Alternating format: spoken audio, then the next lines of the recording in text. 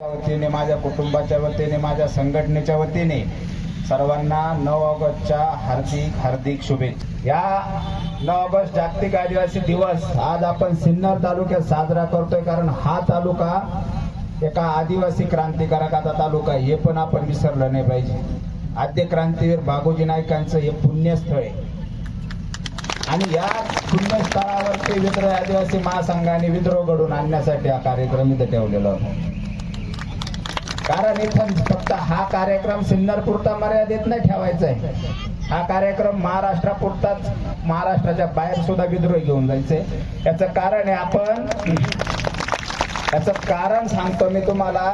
ज्या दिवसापासून विद्रोही आदिवासी महासंघ स्थापन केला आणि विद्रोही आदिवासी महासंघाची वाटचाल सुरू केली ना, त्यावेळेस सगळ्यात पहिली लढाई आमची झाली कोणासोबत? अधिकाऱ्यांसोबत। मी माझ्या भाषणामधून नेहमी सांगत असतो, अधिकारी म्हणजे माझ्या भाषणात बऱ्याच जणांनी ऐकले गाढव, हे तहसीलदार, पोलीस, कलेक्टर, फिलेक्टर हे सगळे गाढवाचे पोटचे, मला काय घंटा कळत नाही।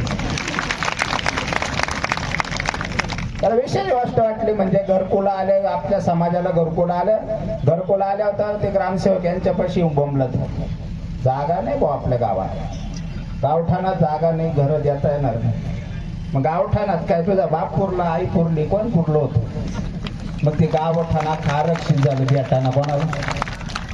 मग आम्ही त्याच्या बापाकडे गेलो, म्हणजे बीडीओकडे गेलो, बीडीओला सांगितलं बापा गावठाणा जागा नाही म्हणून तुम्ही जागा देऊ शकत नाही, असा काही कायदा नाही, द्या।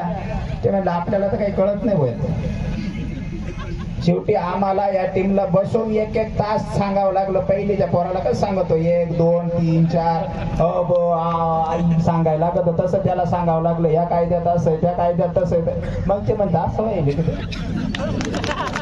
सत्यता आहे दादा, हो हे सत्यता आहे। आणि ही सत्यता इथं बसलेल्या, जे आता माझ्या समोर बसलेला जो समूह आहे, हा सिन्नर तालुक्यातून आलाय, निफाड तालुक्यातून आलाय, चांदवड मधून आलेत, मालेगाव मधून आलेत, देवळे मधून आलेत, आणि विशेष आमच्या आपल्या इथूनही पण 200-250 किलोमीटर जो जिल्हा आहे, धुळे जिल्ह्यातून सुद्धा माझे विद्रोहीचे कार्यकर्ते या ठिकाणी आलेले। आनंद वाटतो।